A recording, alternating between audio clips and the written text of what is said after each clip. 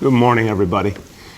Well, we all know, last 6 months we've been through so much in this city. Coronavirus has touched every single family and has in so many ways upended lives.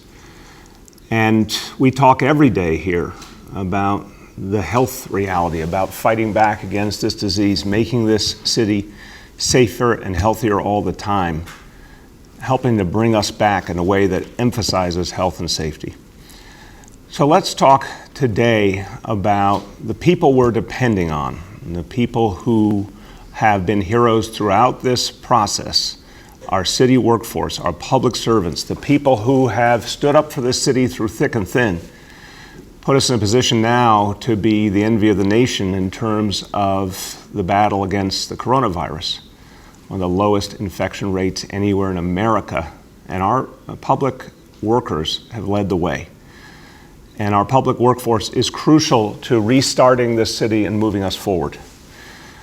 We have so much to do, and yet we are also facing an unprecedented budget challenge, literally unprecedented. Now, I have to tell you, here we are in the middle of September. I couldn't have imagined no action by Washington, D.C. up to this point. I could not have imagined, honestly, if you go back to May, June, July, I thought it was an article of faith that there would be a federal stimulus. There hasn't been, and I see no indication there will be for the remainder of this year. I truly believed that our colleagues in Albany would have acted by now on long-term borrowing, and I still believe that can happen, and hopefully very soon. But right now, we don't have that support. And we have to keep making tough choices to move the city forward, to keep our budget balanced. That's the law, it's something we have to do, but also protect our workforce at the same time. Now, I'll tell you something, over the last 7 years, we've proven that you can be fiscally responsible and make investments in this city that reach working people, that reach every neighborhood, all 5 boroughs. Can invest in the public workforce, and you get so much back for that investment. And there's so many indicators of that. Look at the investments in our health and hospital system. Look how crucial that was when this crisis came in terms of protecting New Yorkers and then allowing us to come back. Look at the investments we've made in our children through initiatives like pre-K, 3K. Look at how much that has yielded for this city. The investments that we have made consistently to improve life in the city, also before this pandemic, gave us the strongest economy we've ever had and helped us to keep moving forward. So we've got to protect our investments while at the same time being fiscally responsible. That's the balance we've always struck. And we decided to create record reserves, put aside money constantly to prepare for a crisis. We never knew this would be that crisis, but we were ready with huge, unprecedented fiscal reserves. We created a new capital stabilization reserve to give us further protection. We found billions of dollars in savings every year, including healthcare savings, working with our partners in labor. All this work happened years and years before the pandemic, and all this work continues right now and will continue in the future. So, and the worst days of this pandemic also was the time we had to put together the budget for the year we're in now. We achieved the largest savings plan in the history of this administration. We continued to find billions and billions of dollars in new savings. This current fiscal year budget is $7 billion less than what had been projected in February. And look, even with the crisis, we saw in the years leading up that New York City was regarded by the larger financial community as a very smart bet. In fact, our bond rating was increased last year, upgraded. So we have to remember that all those strengths have been historic, and we will continue to build on them. In fact, we find new ways continually. We actually created a rainy day fund, something no previous administration had ever done. So we keep layering year after year these additional protections. But now, dealing with the biggest jolt to our lives, to our families, to our neighborhoods, to our economy, to our budget that we have seen in generations. We lost $9 billion in revenue, and that's why, as I said, it led to a $7 billion cut in this year's budget.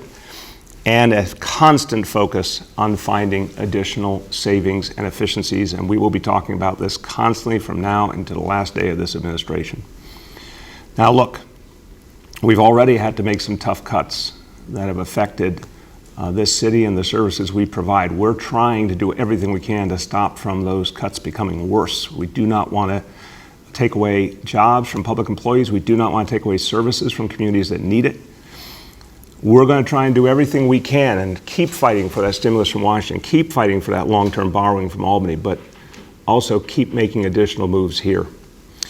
So the mayor's office has focused, my office directly, the people who work directly for me here in City Hall and in the offices that make up the mayor's office. We've focused on savings, and over the previous budgets, we found $12 million in savings within our budgets. We've had a hiring freeze, we've had constant focus on downsizing teams wherever appropriate. And today is a day where we have to take another step. So I'm announcing that as of October 1st, every mayor's office employee will be taking a furlough. And that obviously includes myself. This is something I want to be clear about. Everyone will be taking a week's furlough. This is a step you never want to see for good, hard-working people. The folks who work here throughout this crisis, they have not been working 35 or 40-hour weeks. They've been working 80-hour weeks, 90-hour weeks, 100-hour weeks because they believe in this city and they've been fighting for all of you. So it is with pain that I say they and their families will lose a week's pay. But it's something we have to do. It's something I have to do. And with these furloughs and with the additional savings and cuts that we achieved in the June budget, the mayor's office budget will now be 12% less this fiscal year than it was last fiscal year. So we're showing that at the very top of the operation, more important actions are being taken every day, and that we will make the choices we have to keep this city going forward. But again, I want to thank all of the folks who do this work, and it was not a decision I made lightly. To have to do this is painful for them and their families, but it is the right thing to do at this moment in history. Now, we'll keep fighting for those bigger changes, and I want to ask every New Yorker to join in that fight, pushing your federal representatives to help us get that stimulus, pushing your representatives in Albany for that long-term borrowing. We need to find bigger solutions, but this is another step today to find every answer we can right here within the city government. Let me talk today about another challenge that we have faced. And as I said, this crisis, the coronavirus, has affected every neighborhood, every person, every family. And it's had a lot of different impacts. Health, first and foremost, the people we've lost, the families who have gone through pain. But it's not just the horrible losses within families or the people who have lost jobs. It's also that we've seen something very ugly, very negative throughout this crisis, and that's discrimination, hatred, bias directed at our Asian American communities. And so wrongly, so unfairly, these are communities that contribute so much to this city.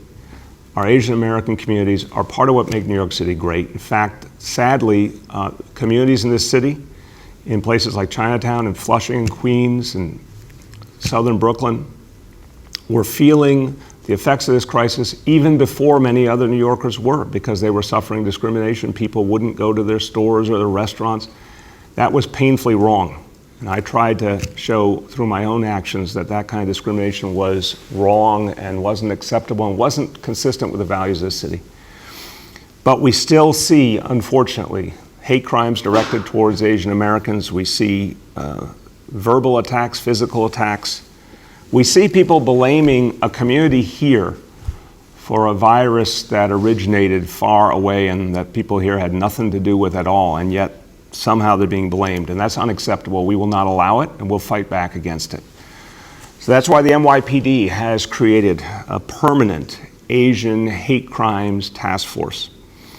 is dedicated to working with the community to make sure every attack, every incident of bias is reported and acted on. The best way to stop these things, besides educating people and leading by example, is to show that there will be consequences. And how the NYPD is devoted to this work. And I want you to hear about the details from the leader of the Asian Hate Crime Task Force, NYPD Deputy Inspector Stuart Liu. Stuart. Thank you, Mayor de Blasio. Good morning. I'm Deputy Inspector Stuart Liu of NYPD's newly formed Asian Hate Crime Task Force. It's an honor for me to be here today to talk about something and announce something that I find very special and positive. If I may, I'd like to start with a quick quote from Martin Luther King that I found relevant to current events and today's topic. Darkness cannot drive out darkness, only light can do that. Hate cannot drive out hate, only love can do that. And yet, too often in today's times, we've seen actions and rhetorics filled with hate and discrimination, only to be countered and fought with using more hate and more discrimination. I think we all stand to benefit by reflecting on the wisdom and the work of Martin Luther King, Jr. To touch on what the mayor said, COVID-19 has had a tremendous impact on all of us. It's affected our health, it's affected our finances, it's affected our overall well-being. Some of us have even lost loved ones. But it's been a little worse for the Asian American community. Since the pandemic, Asians have faced a concerning increase in unprovoked racist verbal attacks, some of them leading to physical assaults. They have become victims of crimes for no reason other than the fact that they are of a certain race. This is the impetus for the formation of the Asian Hate Crime Task Force. There are many unique obstacles in helping an Asian crime victim, whether it's language barrier, cultural differences, fear of retaliations, general reluctance of making a report, or distrust of the police. This task force will bridge that gap, and we have already done so and successfully on a number of occasions. Just to be clear, this task force is a support unit under the overall Hate Crime Task Force commanded by Mark Molinari, which investigates all hate crimes. Underneath him, the Asian Hate Crime Task Force is myself, 2 captains, 2 sergeants, and 25 of the world's greatest detectives. Skilled and dedicated Asian American investigators who are fluent in a variety of languages, including Mandarin, Cantonese, Korean, Fukienese, Tagalog. Okay? And more important to help solving these crimes, the task force serves 2 purposes. The first one is it brings awareness to the problem. Awareness leads to education, which I believe ultimately will lead to prevention. And the second one, it sends a clear message from the leadership of this city. And that message is that we support justice. We know the hardship you're going through. We care, and we are doing something about it. So I encourage anyone who is a victim or knows someone who is a victim of a hate crime, or any crime for that matter, to come forward so we can help prevent this from happening again. The only thing right now that's more contagious than COVID is hate. So I ask everyone to do their part and stop the spread. Thank you. Thank you so much, Deputy Inspector. I want to thank you and the whole team you're working with for the great work you're doing. It's such an important work. And the Deputy Inspector, you heard the passion with which he spoke about this work, but he also, in describing the members of his team and all the languages they speak, the rich heritage they bring to this work, it's a reminder of today's NYPD that represents every community of this city. That is a more and more diverse force reaching deep into communities with a strategy of neighborhood policing. And this fits perfectly this strategy. We want to be shoulder to shoulder with Asian American communities fighting hate, and NYPD is leading the way. So Deputy Inspector, thank you for your great work. And thank you for invoking the words of Dr. Martin Luther King Jr., because that's one of his most powerful quotes, because it reminds us, as angry as we get when we see hatred and bias, we have to overcome it with something more positive. And we do need to educate, we do need to change hearts and minds. So another important initiative to fight against prejudice, to fight against racism, to fight against bias is being created by our Office for the Prevention of Hate Crimes. This is another part of the mayor's office that does such important work, working with communities, working at the grassroots to help educate everyone, but particularly our young people. And so a new contest, and it's a beautiful one, it's called Heart Work Against Hate. And the idea is to invite young people to submit positive messages, positive images, ideas that will help us create respect and unity in this city, this most diverse place on earth, where there is a lot of sense of common cause, especially now as we fight this virus. We've got to keep showing those positive messages, those messages of love will win the day. And so we're inviting these young people to submit their best ideas, their messages, and then we'll choose some that will be showcased on the office's website, and we'll use social media to spread the word all over the city. We're going to let the youth of this city speak to the future. We want to let them speak about the city they want to create, and a city that works for everyone. Okay, let me switch gears now. A couple of things I want to say that relate to, again, our public workforce and the important work they do. So we have more work to do, even with huge budget constraints. We have more work to do to keep working on the quality of life every day in this city. And we know with a tight budget that it's been tough in terms of what we see in some of our streets and parks, and we want to improve the cleanliness level. So we will be restoring approximately 65 litter basket pickup trucks through the sanitation department every week. That'll be a 24% increase over current levels. And at sanitation, at the Economic Development Corporation, they'll restart a great initiative. It's called Clean NYC, working with the Doe Fund. A lot of you have seen out there good men and women out there turning their own lives around, but doing great work helping communities to be clean. We're going to be extending that effort in a number of neighborhoods and parks around the city. So those efforts, and we've found some additional changes that we've made in our budget to allow for those. But we're also recognizing there's a lot of people beyond the city government, a lot of community-based organizations, elected officials, a lot of folks in the private sector are sponsoring their own cleanup efforts with their own employees or with volunteers from the community, and that's fantastic. I'm seeing that happen more and more all over the city. I want to thank everyone who's doing community cleanups. We need your help. We're going to keep doing everything we can to get the most done from the public sector, but everyone else who's contributing, it makes a huge difference. And of course, I want to thank all the good men and women at the sanitation department who do this work every day for us. No matter what the situation, they're always there for us. I remember after Sandy, the heroic role they played bringing back the city. I remember what has happened in snowstorm after snowstorm. Whatever's thrown at the sanitation department, they respond. And they're going to help us through this crisis as well. And while I'm thanking and appreciating public workers, these folks don't work for the city of New York, but they sure do serve every one of us, our postal workers. Everyone who's part of the United States Postal Service, thank you. You know what? We need you more than ever. You, in fact, not only are lifelines for so many people, you bring medicines, you bring the resources that people wait on regularly when they need help, you bring information, you keep families united. The work you do is absolutely precious. And dare I say, you are also guardians of democracy, because more and more people are going to be casting their votes through you. So to all of you, thank you. Thank you for everyone who works for the Postal Service. There may be all sorts of debates and controversies in Washington, but here on the ground in New York City, we just appreciate all of you and we need you. And we're going to do everything we can to help you be strong. Okay, let's go to our daily indicators.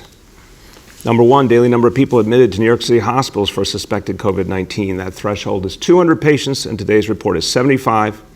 With confirmed positive rate for COVID amongst those patients of 11.54%. Number two, new reported cases on a 7-day average, that threshold 550. Today's report, 277 cases.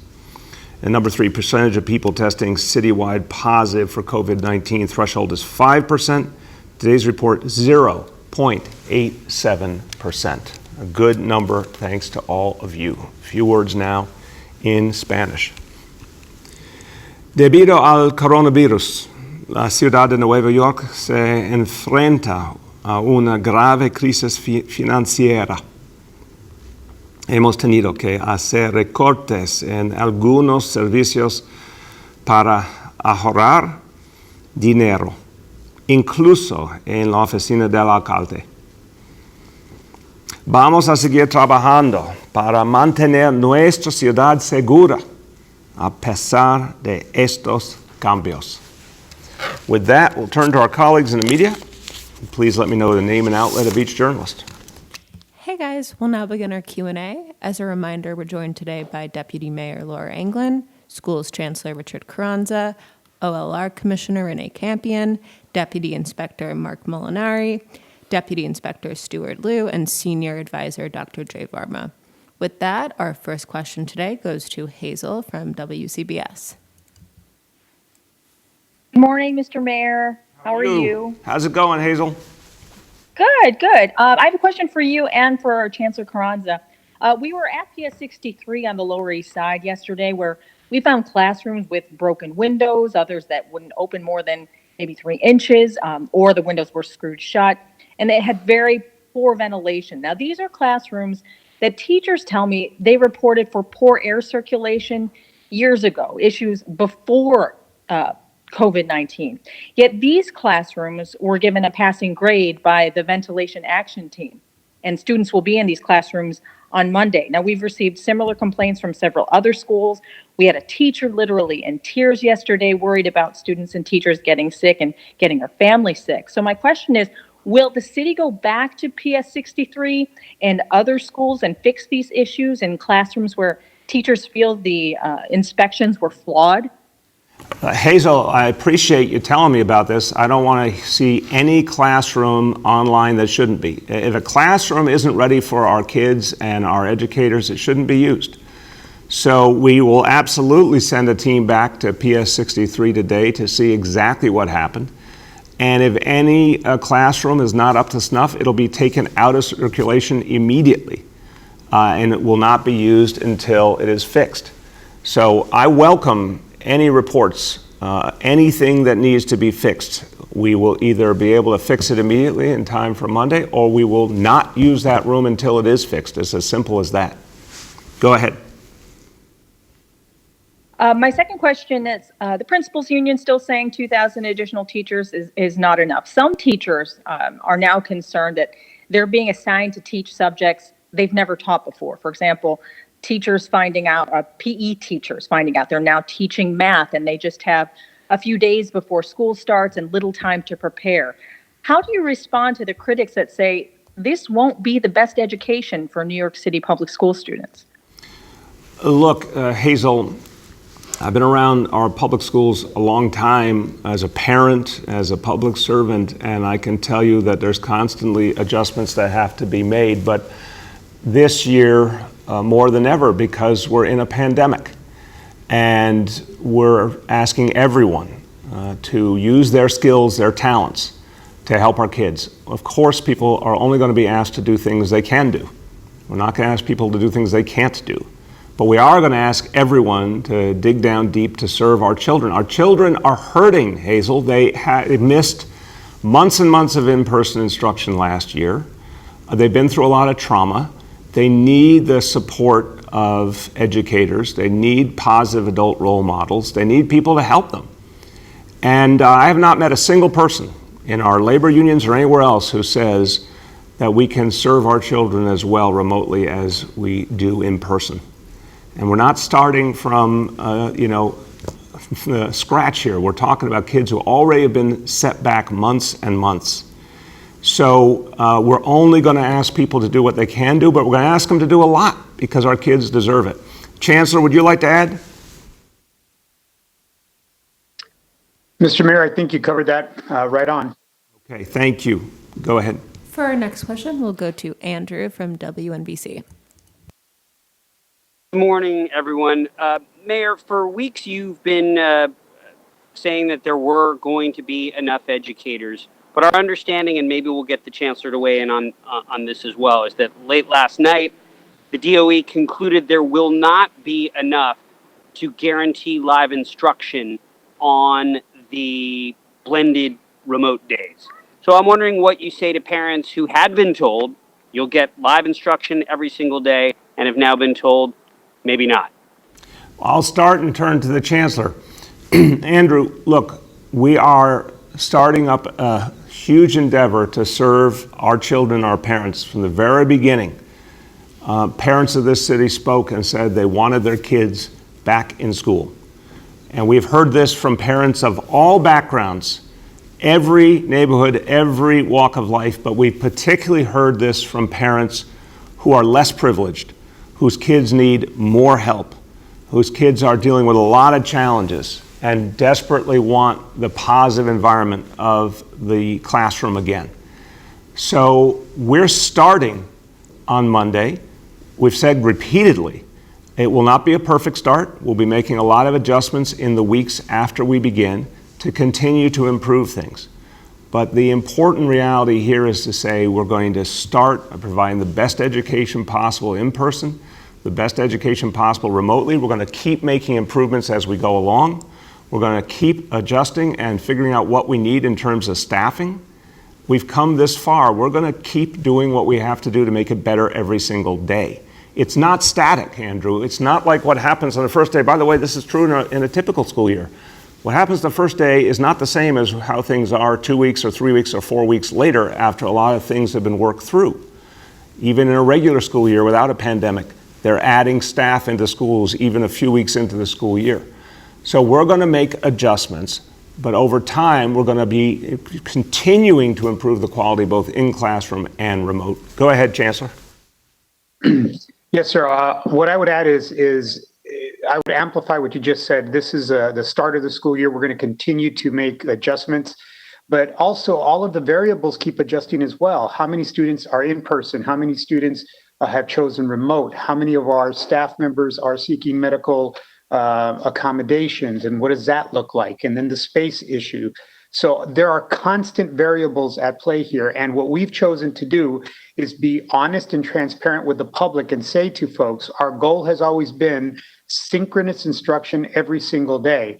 But as we look at the first day and know that we're working through some of these staffing challenges, we're being honest with the public. Nobody's hiding anything here. So you're almost darned if you do and darned if you don't. But we're going to be transparent with families and let them know that this will be some of your education remotely will be asynchronous, and that can still be very rigorous assignments, very rigorous lessons that students complete. And as we continue to ramp up, as you've said, Mr. Mayor, we're going to continue to add capacity to provide and meet our goal, which is synchronous instruction every single day. Go ahead, Andrew. Yes, on a totally different topic. As we speak at this moment, former Mayor Rudy Giuliani is holding a news conference outlining what he views to be the way to bring back the city from some difficulties right now. And specifically what he's calling for is the hiring of 9,000 additional police officers to help deal with the rise in shootings and the homeless problem. I wonder what your reaction to that is. I think he has amnesia. I think he's out of touch with reality. I think we've seen more and more Rudy Giuliani become unhinged. And I'm just not waiting around to hear what he thinks. We have the greatest police force in the country. Up to this pandemic, this police force had driven down crime year after year after year. They've been dealing with a perfect storm, and yet they're fighting back really valiantly.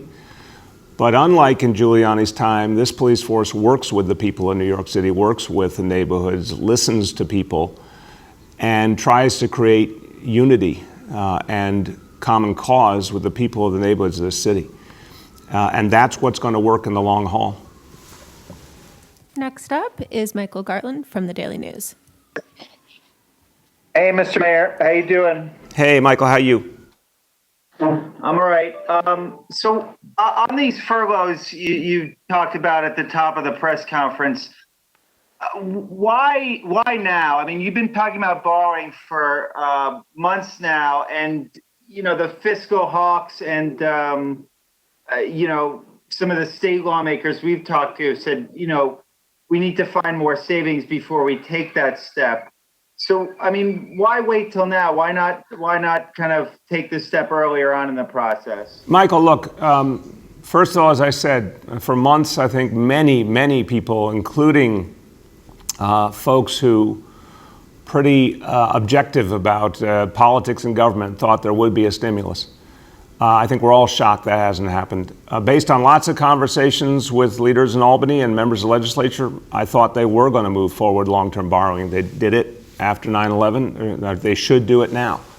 But since it hasn't happened, we're looking for every possible way to make the moves that we can make while continuing the conversations with long-term borrowing, while continuing the conversations with labor over savings. But Michael, I don't think you would like it if your boss said, hey, Michael, you're going to lose a week's pay. I don't think it's something that we want to do to anyone, especially people who've been working so hard. These folks have worked nonstop. A lot of the people in this building have worked every single day since the pandemic began. I don't want to take money away from them and their families, but it's at the point where we have to show that we're going to do anything and everything to get through this. Go ahead.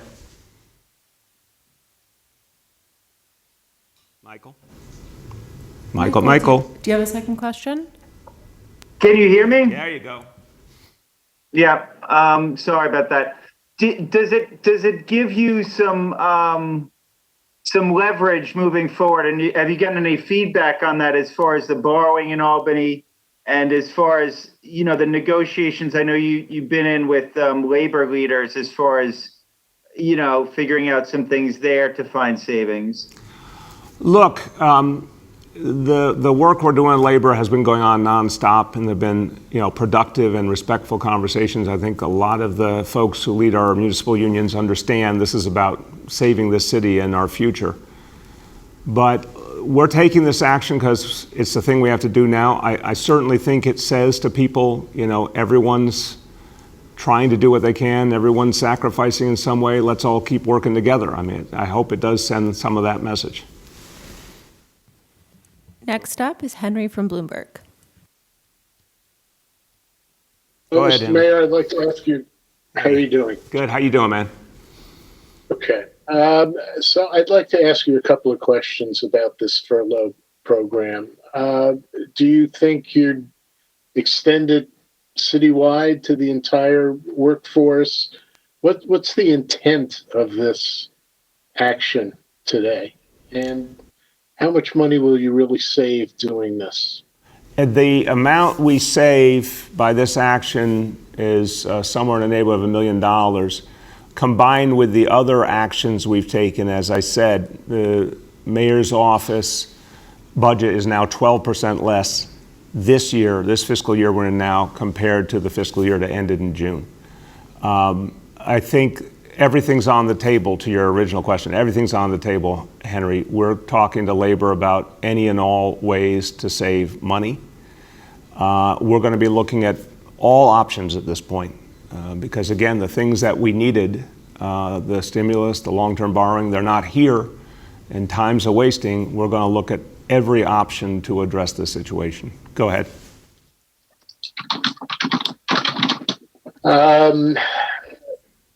I'm wondering why you have gone this route instead of any, several other ways that you could raise money that are, just as draconian perhaps, but would raise a lot more money. A 1% property tax increase, which the city has power over, would raise about $750 million. It would cost the average homeowner about $75 a year. Why not look at other possibilities? I just don't believe a property tax increase is the right thing, and I won't do it. I just won't do a property tax increase. That's off the table, period.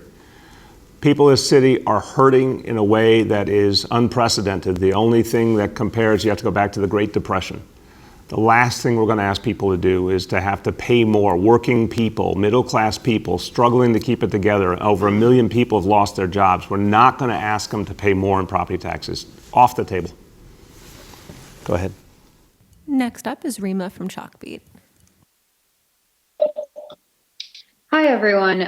Good morning. I have a couple questions. My first one is about the budget. So obviously we know that with schools, there are new costs the city is shouldering while reopening, for example, the PPE, the cleaning supplies. But with the 20% of school aid being withheld from, the recurring payments from the state, we know that districts outside of New York are already cutting staff and making other cuts. So I'm wondering, how is New York City able to pay for these new costs with essentially 20% less in payments coming in? Well, Rima, obviously, what we get from the state is one part of the resources that go to schools.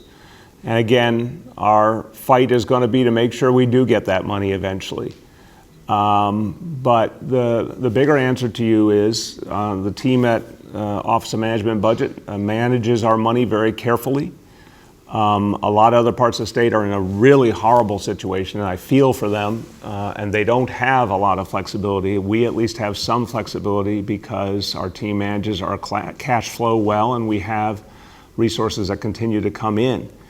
That's not true of a lot of other places. The way that they get their revenue is just different. But the bottom line here is we're going to keep doing everything it takes to serve our kids. Well over 500,000 kids who need our help and deserve it, and parents are demanding that we serve them.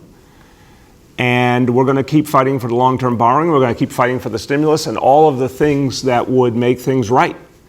But in the meantime, we have to serve these kids. Go ahead, Rima. Okay, my second question is about the protocol for when somebody tests positive for the coronavirus, like a school staffer or a student or someone. So the teachers union and the principals union have both brought up concerns about delays in informing schools about positive tests. We know last night we got a list from the DOE about which schools so far have staffers who've tested positive. But the city's protocol says the city needs to confirm a self-reported positive case. And in the spring, we know this meant getting confirmation from DOH, which slowed down the process of closing schools at first. So could you explain, or can somebody maybe from the health department explain exactly how the city is confirming tests? Like, we've heard it can take as little as minutes, but how does that confirmation process work? And how is it being done any more quickly than this spring? I appreciate it, Rima. It is being done a lot more quickly, a lot more effectively because we have a situation room. And what I'd like to do, if the team here thinks we can pull it off, is get Commissioner Melanie LaRocque on the line and have Rima come back as soon as Melanie joins us, because she can give you a very precise answer to how the process is working and why it's so much quicker. I've talked it through with her, but I want you to hear it from her. It is a very different situation than March. March was horrible for everyone. We didn't even know in February that the pandemic was already spreading in the city because we didn't have testing. By the time we got into March, we had a much bigger problem than anyone knew, and we were all trying to do our best. This is a situation today where we've had 6 months to prepare. We have a situation room that's able within minutes to verify those tests. But I want to make sure you hear it directly from Melanie, so we'll take a timeout on Rima, get Melanie, and we'll go to the next question in the meantime. So next up is Bridget from WNYC. Good morning, everybody. My first question is for the Chancellor. Chancellor Carranza, can you talk more specifically about what the DOE has done to close the digital divide over the summer to ensure that all school families will have access to internet for reliable remote learning today? Sure. So, Bridget, what we've done is we've distributed over 340,000 Wi-Fi enabled devices. We've also worked with the internet providers, and they were very helpful in March by providing free Wi-Fi service for students in temporary housing, low-income students, etc. We are working with them to continue that service to our city during this academic year as well. But in addition, we've also purchased some hotspots, a good number of hotspots. I believe the number we'll verify it, but it's over 40,000 of these hotspots that we are also assigning to students that we know don't have internet connectivity as well. We've also set up on our website a place where students or families can go and indicate that they need a device or they need internet connectivity. Also, they can call 311. And then I know that our schools, as they're preparing for the start of the school year, have reached out to families and students to make sure that they do have a device, they do have connectivity. And if they don't, then we're in communication with them to provide them those either devices or connectivity. And just a quick follow-up on that, Bridget. This is, we've been through a horrible crisis, But even in the midst of crisis, something striking happened where everyone pulled together. DOE did an amazing job mounting this effort to get devices and internet service to hundreds of thousands of kids who didn't have it. They did that within a matter of weeks. A lot of companies really stepped up and helped us in that. It was an extraordinary effort in the midst of crisis, but it also ended up being one of the biggest efforts in New York City history to address the digital divide.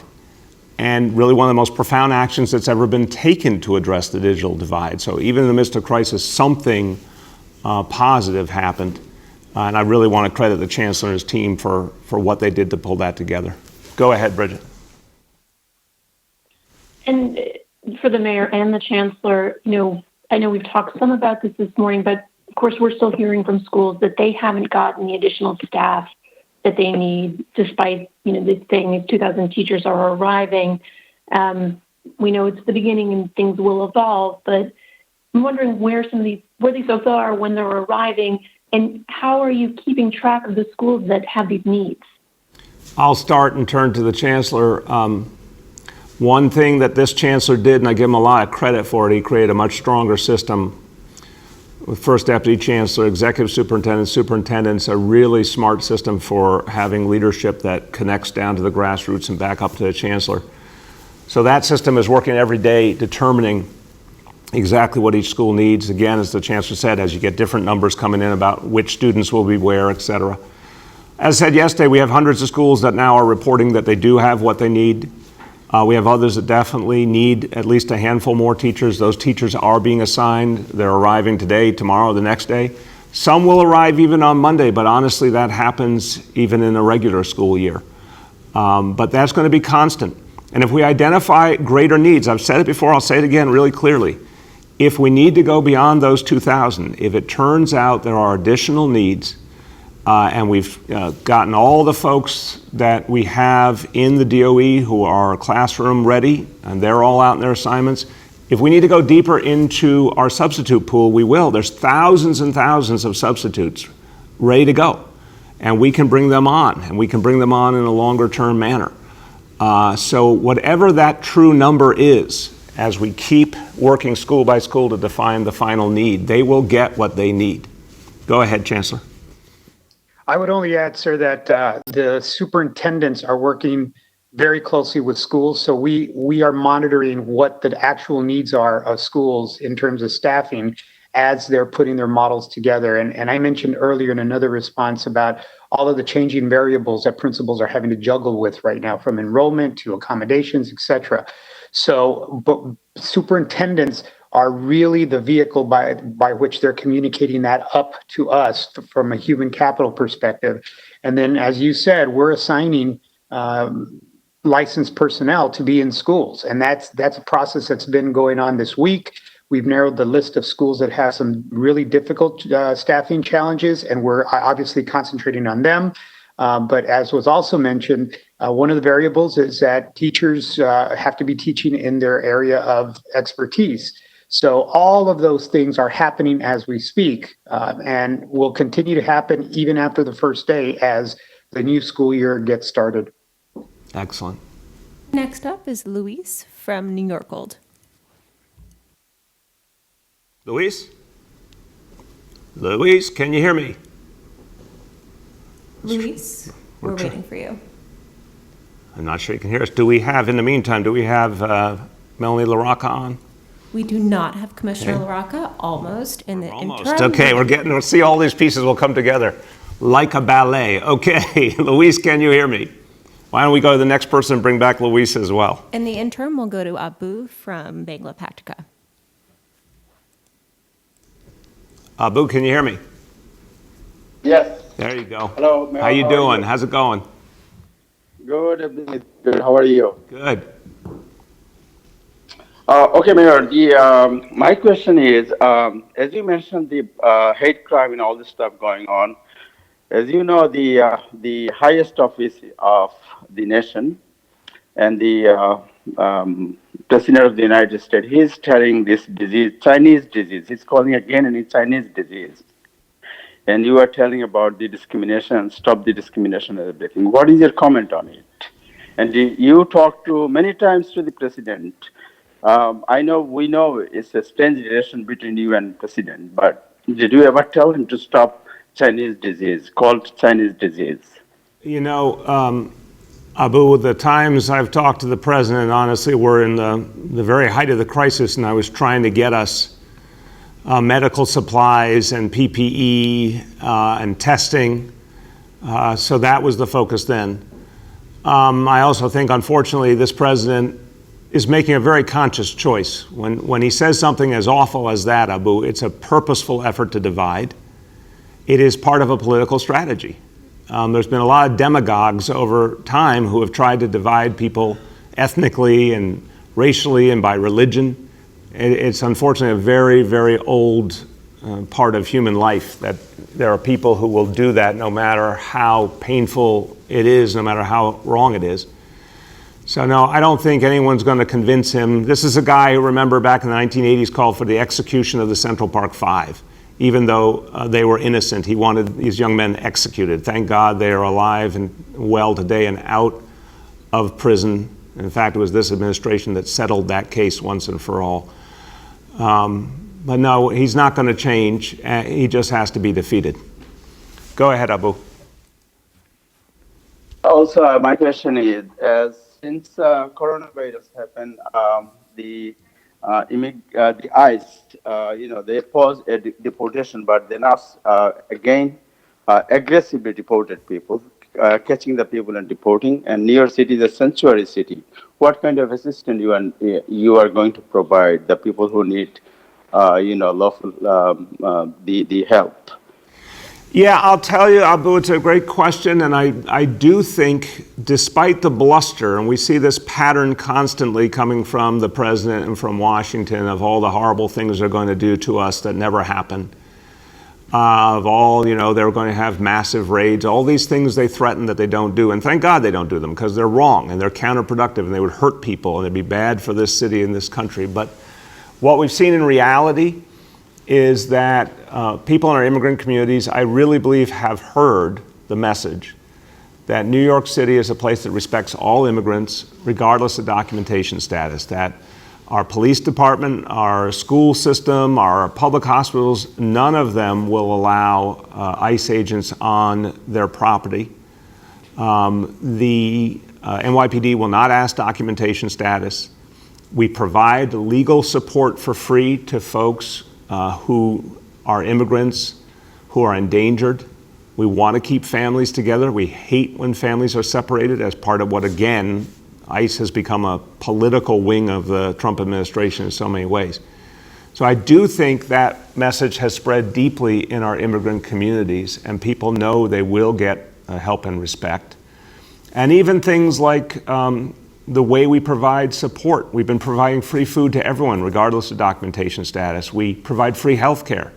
Our Guaranteed Health Care initiative is for all New Yorkers, regardless of documentation status. Hundreds of thousands of people who legally are not allowed to have health insurance, they still can get health care for free through health and hospitals. I think a lot of folks feel that, and they know they are respected and protected here. Okay, let's go back and see, who do we have now? Do we have Commissioner LaRocca on? We're going to go shortly to Luis from New York Gold. Okay, we got Luis. Hello, can you hear me? There you go. It's all working. Okay, Luis. Great. Thank you. Hey there, Mr. Mayor. Regarding street fairs, I spoke with one of the city's largest organizers the other day, and he backed up that which you said to me a month ago. That is, these folks are mostly interested in what's best for New York City. And that's a good thing, right? Yes. So, Mr. Mayor, even though you haven't specifically referenced it lately, I figured the regular street fairs are a no-go at this point. But has any thought been given to the holiday fairs and markets? It's a very good question, Luis. Basically, I think you're right, and I'll check on the latest in terms of our announcements, but in general, as every month has passed, we've made the decision not to extend the kind of permits that existed in the past because we can't have those kind of gatherings. We need to keep streets clear for a lot of other things that are happening. And I think what we've seen overwhelmingly is folks who used to do different events prefer themselves to do something different, something virtual or something alternative, or just to cancel for a year. The vast majority of organizations, their focus is coming back next year, hopefully in a much better environment. So we will say more on those kind of holiday markets soon, but I think what's fair to say is everything's going to be decided based on the data and the science and, you know, health and safety first. And we got to be really careful with anything like that. Go ahead. Okay, so about keeping the streets clear, you mandated that city space be prioritized for outdoor dining and open streets, just as you said. And yet you've stated that outdoor dining will be taking place again next year.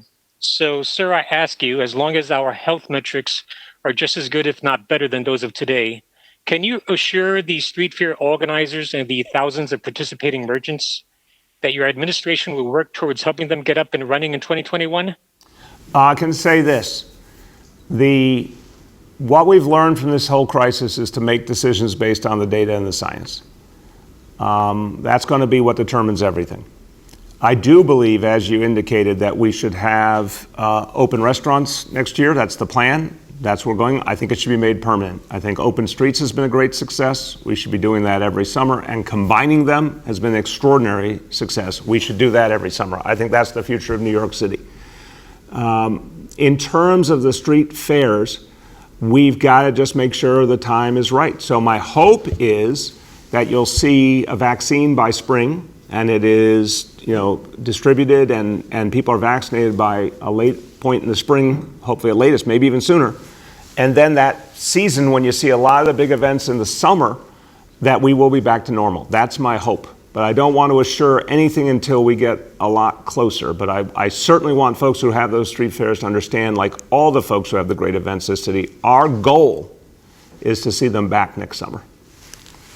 Go ahead. For our final question, we're going to go back to Rima because we're now joined by Commissioner LaRocca. Is it all? Now, do we have Rima? Rima, can you hear me? Yes, I can. Thank you. Go ahead. Why don't you restate your question and we'll have Commissioner LaRocca answer it. Okay, great.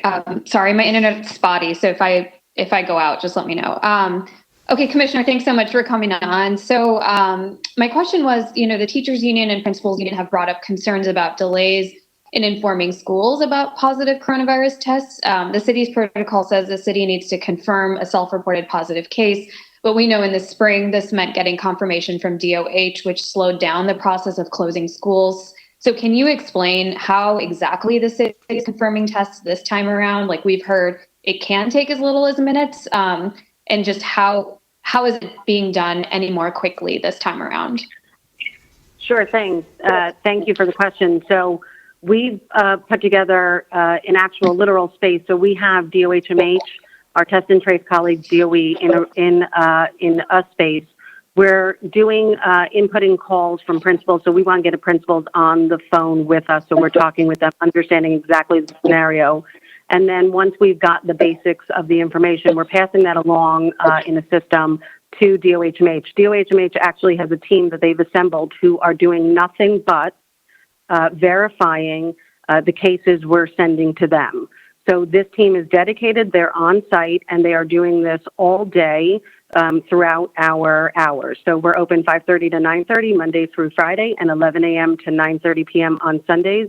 That's all that team is doing. So we are putting ourselves in a place where we are ensuring that we have faster turnaround from our colleagues in DOHMH.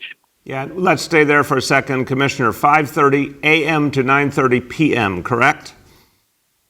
That's correct, Monday through Friday, and 11 a.m. to 9:30 p.m. On Sunday. And so we very much encourage our principals to contact us. We've shared the information and how to reach this room. This is really a tool that is meant explicitly for principals to help guide them through the process. Now, we know that principals have lots of questions. That's why our team is there. We want to get them the answer, and the answer may not always be that the case is a verified case, but that's what our job is. We're going to get them answers to the questions they have. And you had 9 confirmed cases yesterday. Correct. Okay. And just one more to finish up on Rima's question. I think the original question was about the turnaround time. how long it takes Department of Health to confirm when you've been sent the documentation on a test, how long does it take for that situation room and the people in the situation room to confirm a positive test? Sure. So we know for New York City residents, the turnaround time is quick. It can be a matter of, tens of minutes. So we know this is a very quick turnaround, and we know that the dedicated team they've put in place is ensuring that.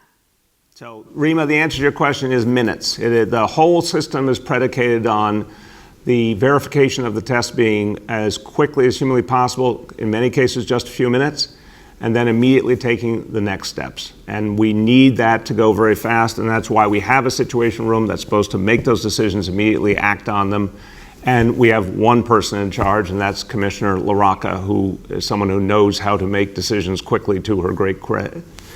Okay, everyone, as we close up, look, I just want to say, you see a lot of people pulling together. You see a lot of people doing whatever it takes. You heard just then that situation room, making sure that there's action to keep our students safe and our educators, our school staff safe. That's an operation going from 5:30 morning to 9:30 at night. Folks are there nonstop to make sure that you're safe, your family's safe. The folks who work for the city are sacrificing all the time because they believe in this city. The folks here at City Hall, I've been amazed. People have worked again every single day since the crisis began. Our first responders, our healthcare heroes, our educators, the selflessness, the sacrifice that you see among our public workers is outstanding. We're going to be making some other sacrifices here at City Hall, as I announced earlier. But this is what we all do. We are here to serve the public. We're going to do whatever it takes. And that's how we're going to see ourselves through this crisis. That's the spirit of this city. We're going to do what it takes to bring this city back. And I guarantee you, this city is coming back and coming back strong. Thank you, everyone.